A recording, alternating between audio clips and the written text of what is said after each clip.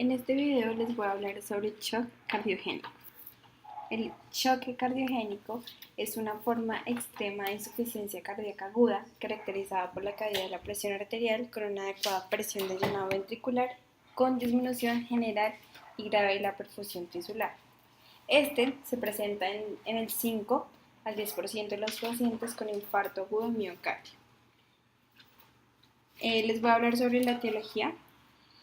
Entonces se dice que el shock cardiogénico es producido por el daño intrínseco de la función contráctil del músculo cardíaco. La causa más común, como ya lo había mencionado anteriormente, es el infarto agudo de miocardio y por estudios patológicos se relaciona con más del 40% del compromiso de la masa muscular. Existen otras patologías que pueden causar daño de la función contráctil, como lo son la miocarditis, cardiomiopatía dilatada, la depresión miocárdica en shock séptico y también otras causas que provocan shock cardiogénico y no producen inicialmente alteración de la contractibilidad, como lo son la insuficiencia mitral, la ruptura del septum interventricular o de la pared libre del ventrículo, insuficiencia aórtica aguda, la cual generalmente es producida por endocarditis bacteriana o estenosis aórtica severa. Bueno, vamos a seguir hablando sobre los hallazgos clínicos. Entonces, se dice que hay una disminución de la tensión arterial sistólica a cifras menores de 90 milímetros de mercurio o en enfermos hipertensos con una reducción del 30% respecto al nivel basal previo. También se van a encontrar signos de hipoperfusión tisular, palidez y frío, sudoración fría, piloerección, cianosis periférica, con moteados en la piel, oliguria con diuresis a menor de 20 mililitros día y calcio en la orina menor a 30.000 equivalentes litro. También se pueden encontrar otras manifestaciones de insuficiencia cardíaca izquierda o derecha, como son disnea, polipnea, estertores pulmonares y o distensión venosa yugular. Ahora voy a hablar sobre la fisiopatología, pero antes es importante conocer distintos conceptos básicos, como lo son los siguientes.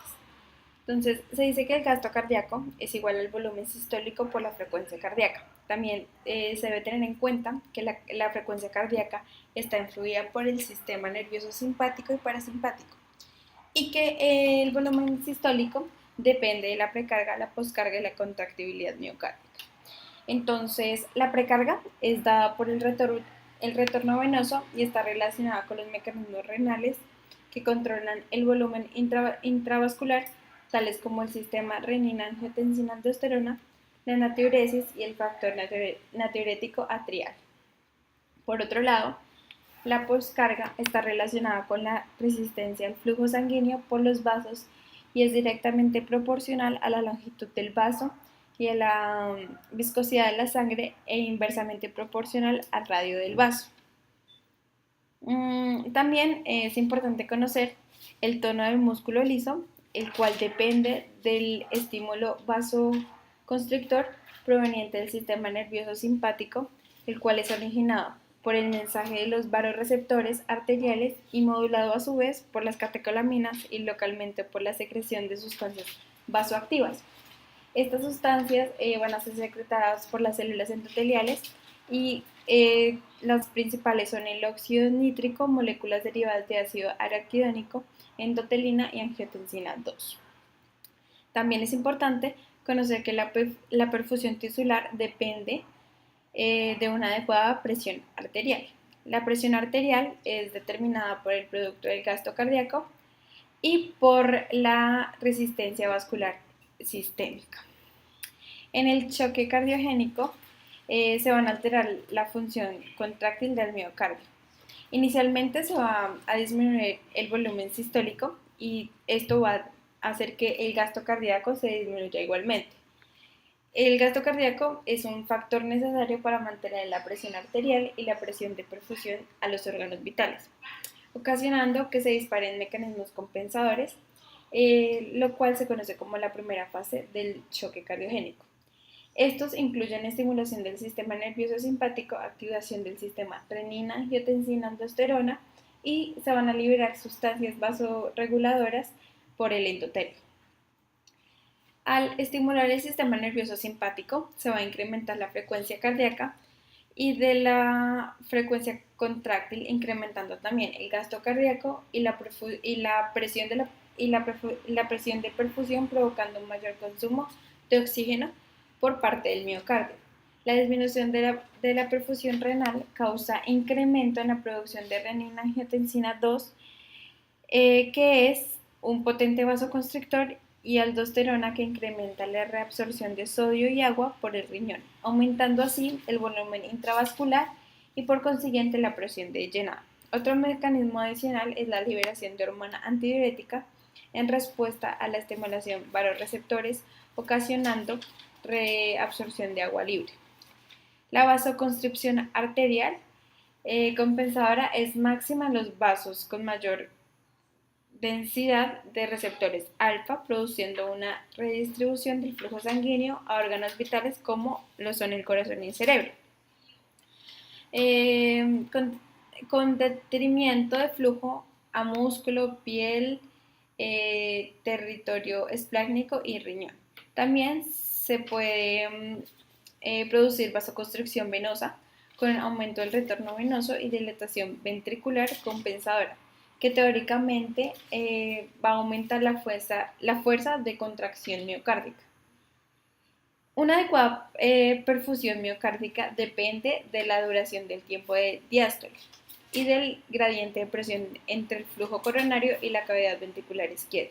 Inicialmente, el mecanismo compensador por activación del sistema nervioso simpático, hay taquicardia con mayor consumo de oxígeno, disminuyendo así el tiempo de diástole.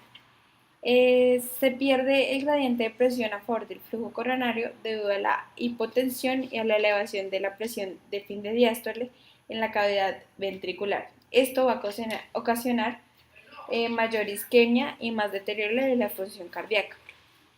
El incremento de las resistencias vasculares sistémicas dificulta el vaciamiento del ventrículo con mayor consumo de oxígeno por parte del miocardio, acentuando la caída del volumen sistólico y de la perfusión tisular. La disminución en la entrega del oxígeno y sustratos al tejido, provocando un metabolismo celular predominante anaeróbico, produciendo solo 2 moléculas de ATP por cada molécula de glucosa utilizada, con sobreproducción de ácido láctico, con concomitantes acidosis intracelular, depresión de los depósitos de energía necesarios para mantener las bombas iónicas transmembranales y exceso de sodio y agua intracelular. Esto va a ocasionar un edema con disfunción celular. Posteriormente, se va a alterar el transporte de calcio con acumulación intracelular, alterando la reacción intramitocondriales y daño irreversible de las células. Las alteraciones metabólicas sistémicas, como la acidosis láctica, contribuyen al mayor deterioro de la función cardíaca y de otros órganos vitales. Entonces, además de que se van a ver lesiones cardíacas, como ya se mencionaron anteriormente, se destacan importantes lesiones en otros órganos, como lesiones renales, que se van a ocasionar necrosis tubular ocasionada por la hipoperfusión prolongada, con alteración de la función renal, que puede persistir incluso si se recupera del shock cardiogénico. También van a haber lesiones pulmonares, que van a ser alteraciones del intercambio gaseoso, y además la hipoperfusión persistente altera la permeabilidad capilar con extravasación de líquido del espacio intersticial y alveolar. Disminuye también el surfactante con formación de atelectasias y cortocircuitos funcionales. El hígado también se va a poder ver una necrosis del hepatocito con elevación de enzimas hepáticas en fases avanzadas del choque cardiogénico hay alteraciones de la coagulación debido a la falta de la producción de factores para la misma. También se pueden ver lesiones intestinales como alteraciones isquémicas de la mucosa con la probabilidad de translocación bacteriana. Todo esto va a producir mayor deterioro en la función cardíaca, perpetuando de esta manera que el choque cardiogénico y finalmente ocasionando lesiones celulares irreversibles en distintos órganos. También se ha encontrado además evidencia de que la apoptosis, la cual es desencadenada por la activación de la cascada inflamatoria, el estrés oxidativo y el estiramiento de las células miocárdicas, pueden contribuir a la pérdida de miocitos en la periferia de las zonas infartadas. En cuanto a los estudios diagnósticos, la historia clínica y la exploración física proporcionan datos relevantes para identificar el choque cardiogénico. En cuanto al electrocardiograma de dosis de derivaciones, este debe ser realizado en forma inmediata al ingreso del paciente para detectar cambios isquémicos, infarto o arritmias. En cuanto a la radiografía de tórax, rara vez es normal, pero se pueden observar cardiomegalia y congestión pulmonar o edema pulmonar. En cuanto al ecocardiograma de urgencia, este va a confirmar el diagnóstico de la disfunción ventricular izquierda y de la existencia de complicaciones mecánicas como causales del shock cardiogénico. En cuanto a la monitorización hemodinámica, esta se debe hacer en pacientes que se sospeche que están entrando en shock cardiogénico y es indispensable la colocación de un catéter en la arteria pulmonar y una vía arterial para confirmación del estado hemodinámico y su monitorización. Lo característico es encontrar una presión de oclusión en la arteria pulmonar mayor de 15 milímetros de mercurio y un índice cardíaco menor de 2.2 litros minuto. Esto debe usarse para distinguir algunas complicaciones mecánicas en la ruptura del septo interventricular, detectando un salto oximétrico al ingreso del ventrículo derecho comparado con la aurícula derecha. La gasometría arterial muestra el estado de oxigenación y la disminución característica del pH por la acidosis láctica existente, con disminución del exceso de base. Se puede monitorear y realizar ajustes de la disponibilidad de oxígeno al tejido, de la diferencia arteriovenosa del oxígeno, indicador del estado de perfusión tisular y de la extracción de oxígeno por el tejido.